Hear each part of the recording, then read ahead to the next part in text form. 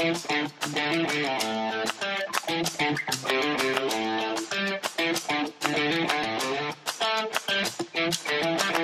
Nathalie! Salut toi!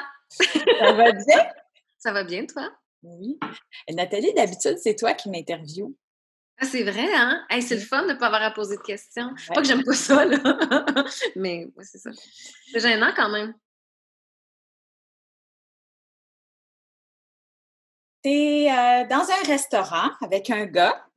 Tu as eu une date avec un gars que tu connais pas. Et là, tu le rejoins. Il est déjà assis. Le gars, il te dit, quand vous chattiez ensemble, qu'il me faisait 5 et 10. Et là, tu passes un moment avec lui, tu as du fun, vous jasez, tout ça, c'est super agréable. Et là, quand il se lève, tu t'aperçois qu'il t'arrive à la hauteur des seins. Ben, dans mon cas, c'est impossible. Faut mettre en contexte. Je mesure 5 pieds, OK? Puis, OK, faut que je te raconte une histoire. Je peux pas croire. Si le gars en question écoute, ben, il va se reconnaître, faut que je te dise. J'ai une date, donc, une véritable date, comme tu viens de décrire.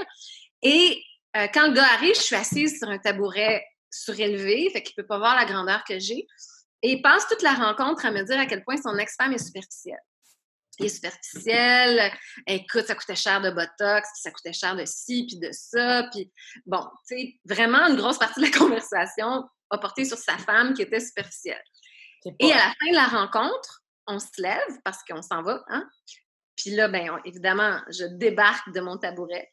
Et ce qu'il m'a dit, toi puis moi, ça pourra pas marcher, t'es trop petite. Tu fréquentes un gars depuis environ 3 mois et il oublie un sac chez toi, puis il t'appelle quelques moments après, quelques instants après avoir quitté. Il dit « Nat, j'ai oublié un sac, mais il ne faut pas que tu l'ouvres parce qu'il y a quelque chose de très secret et précieux dedans. » Et là, tu t'approches du sac puis tu entends tic-tac, tic-tac. Une bombe! Est-ce que tu ouvres le sac? Je serais curieuse, mais il m'a dit de pas le faire. Fait que... Le tic-tac, c'était peurant, tic-tac.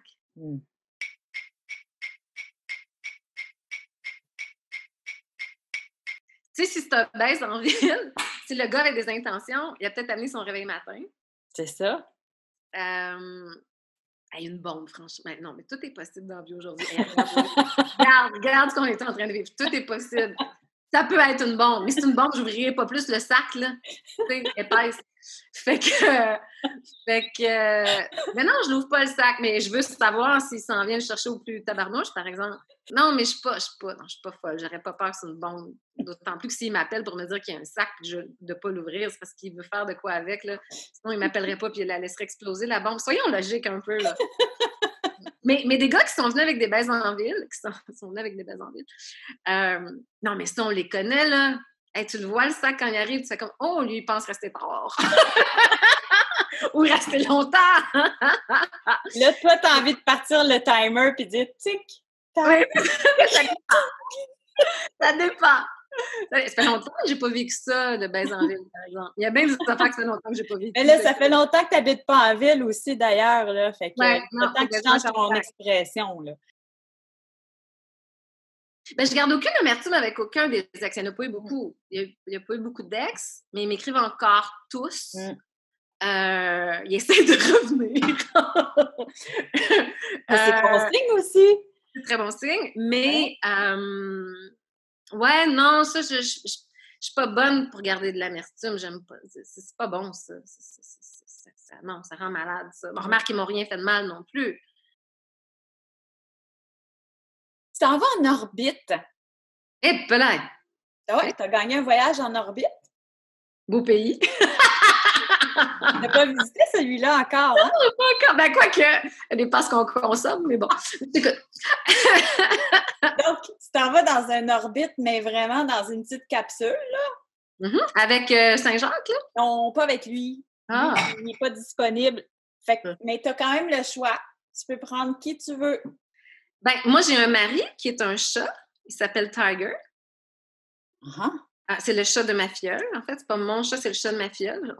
On l'a en garde partagée à l'occasion, mais en fait, c'est plus son chat à Attends, elle. es-tu en train de me dire que tu vas partir avec un chat pendant 2 mois? Oui. Oui. Ça va pas bien, Nathalie? Non, mais c'est parce que... Il est temps que ça arrête, ce confinement!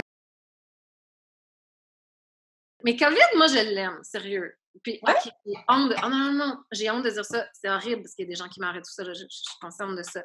Mais je trouve très sincèrement que ce que ça nous oblige, humainement parlant, que ce soit au niveau de l'environnement, que ce soit le rappel aux vraies valeurs, de vérifier si notre mère va bien. Tu vas me dire qu'on devrait toujours faire ça. Oui, mais est-ce que je le faisais tant que ça? Peut-être pas tant. En tout cas, j'en sentais pas autant le besoin que maintenant. De vérifier si mes amis sont corrects, si ma famille est correcte, de prendre le temps de vivre, de regarder mes plantes pousser, j'en reviens pas. Habituellement, c'est comme « Oh my God, je n'ai pas arrosé depuis 3 semaines ». De revenir aux valeurs premières, là, de cultiver, de cuisiner, de prendre soin de soi, de prendre soin des autres, de prendre soin de l'environnement, d'acheter local. C'est tout ce qu'on est en train de voir, c'est que ce qu'on demandait aux êtres humains de faire pour la planète, personne n'était prêt à le faire. Et là, on est comme obligé de le faire, c'est-à-dire de conduire moins, de dépenser moins d'essence, de prendre l'avion, d'acheter local, etc., ou d'acheter moins souvent, blablabla. Ce qu'on est obligé de faire, on se rend Prise compte, de conscience. c'est peut-être pas si dur que ça. Puis non seulement c'est peut-être pas si dur que ça, mais c'est peut-être une bonne chose. J'ai une amie qui a écrit récemment, puis j'ai trouvé ça super beau. Elle a dit « J'ai paniqué au début, j'étais sûre que je serais pas capable. Et aujourd'hui, je me rends compte que je découvre qui je suis. » Puis ça a l'air bien ésotérique, là. Mais c'est vrai qu'être obligé d'être avec soi-même de si longues heures en confinement, on découvre des choses sur soi qu'on connaissait pas tant. Fait que je trouve que ça a, malgré l'horreur, là, il y a de l'horreur, il y a des gens qui meurent sans pouvoir dire au revoir à leurs proches. Là, il y a plein d'horreur là-dedans, financièrement, économiquement, ça va être horrible. Mais même au niveau économique, j'ai l'impression que la planète avait besoin de ça aussi, d'être plus sociale, d'être plus C'est un peu comme un cri du cœur à bien des niveaux, hein, au niveau social, au niveau environnemental, évidemment aussi. Ouais. Hein? Ça Mais ça peut aussi tourner, en fait, ça peut tourner au très bon, ça peut tourner au très triste, parce que si toutes les frontières se mettent à se fermer, puis il y a du protectionnisme et tout ça, c'est pas nécessairement mieux, tu sais, fait c'est pas clair ce qui va en ressortir, mais si on en fait quelque chose de bien, autant au niveau individuel qu'au niveau social, ça peut faire quelque chose de très, très beau. Ça peut. Est-ce que tu es optimiste par rapport à ça? Moi, on me reproche d'être jovialiste plus que optimiste. Je suis... Ben oui. Puis encore une fois, j'ai honte, mais oui. Oui. Oui.